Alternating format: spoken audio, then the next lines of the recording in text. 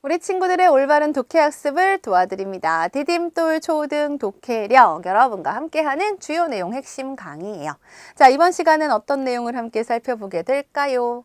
일이 일어난 차례를 살펴요인데요. 학습 목표는 일이 일어난 차례를 살펴요. 제목과 같습니다. 그렇죠? 우리가 글을 읽고 일이 일어난 차례대로 정리하는 것, 이거 정말 중요하거든요. 그런데 차례를 어떻게 잘 알 수 있을까? 그러니까요. 알 수 있는 방법이 있겠죠. 자, 일이 일어난 차례를 살펴요. 시간을 나타내는 말을 찾습니다. 그러니까 이게 뭐냐면 언제 그 일이 일어났는지 알려주는 말을 찾는 거예요. 시간을 나타내는 말이 뭘까? 1시, 2시 이렇게 어떤 구체적인 시각 자체를 말하는 건가? 그것도 물론 포함입니다. 그런데 여기서 말하는 시간을 나타내는 말이란 꼭 어떤 시각, 몇 시 이것만 나타내는 것이 아니고요. 어떤 특정한 때, 언제에 해당하는 말은 다 시간을 나타내는 말이에요. 그래서 뭐 예를 들어 아침에, 뭐 점심에, 저녁에, 밤에 하는 말도 다 시간을 나타내는 말이고, 뭐 어제, 오늘, 내일 하는 말도 시간을 나타내는 말이에요. 아울러서 뭐 봄, 여름, 가을, 겨울 하는 계절을 나타내는 말도 시간을 나타내는 말이고, 작년에, 뭐 올해, 내년에 이런 말도 다 시간을 나타내는 말이에요. 뭐 내가 7살 때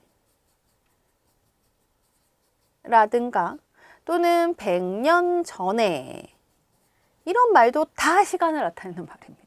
그러니까 구체적인 어떤 때를 나타내는 말은 다 시간을 나타내는 말인데, 일이 일어난 차례대로 정리를 할 때는 이 시간을 나타내는 말을 찾는 것이 핵심입니다.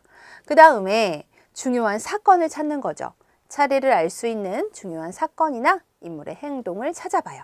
그리고 사건을 일어난 순서대로 정리를 하는 겁니다. 이때 먼저 일어난 일과 그 다음에 일어난 일을 생각하여 사건을 일어난 순서대로 정리를 하죠.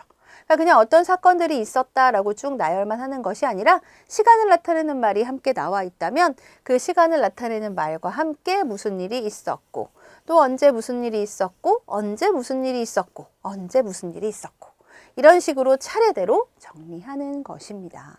자, 우리 친구들 시간을 나타내는 말을 사용하면 이렇게 일어난 일 또는 겪은 일을 차례대로 정리할 수 있다는 것 꼭 기억해 두어야겠습니다. 자, 이것이 얼마나 중요한가 우리 독해 원리로 연결을 해볼까요?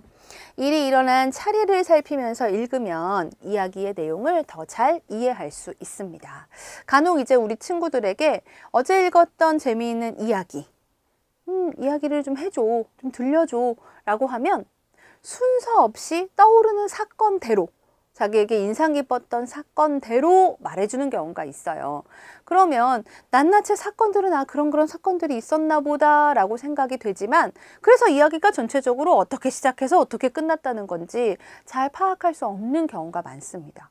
그래서 우리가 이야기에서 일어난 일을 정리할 때는 차례대로 정리하는 것이 매우 중요한데, 이때 그 차례를 알 수 있는 것이 바로 시간을 나타내는 말이다 라는 것이죠. 그래서 시간을 나타내는 말과 함께 어떤 일이 일어나는지 차례대로 정리할 수 있어요. 자, 그렇다면 문제로는 어떻게 출제되는지 한번 볼까요? 바로 이렇게 나옵니다. 이게 일어난 순서대로 정리할 때 이렇게 나오는 거예요. 그러니까 일이 일어난 차례대로 정리를 해보라는 거죠. 수능에는 이렇게 이야기에서 벌어지는 사건을 일어난 순서대로 정리하거나 이야기의 흐름을 이해하는 내용이 나옵니다. 그래서 차례대로 정리하는 게 중요한데, 이때 뭘 찾아라? 시간을 나타내는 말. 그런데 선생님, 제가 지금 읽고 있는 이야기는 시간을 나타내는 말이 없어요. 맞아요. 이야기 가운데는 시간 흐름으로 정리하지 않은 글들도 있습니다. 시간 흐름이 아니라 그럴 때는 장소의 바뀜에 따라서 이야기가 진행되는지 한번 살펴보세요. 그러면 그와 같은 이야기는 장소 변화를 알 수 있는, 장소가 바뀐다는 걸 알 수 있는 표현들을 중심으로 해서 또 일어난 일을 간추릴 수가 있어요.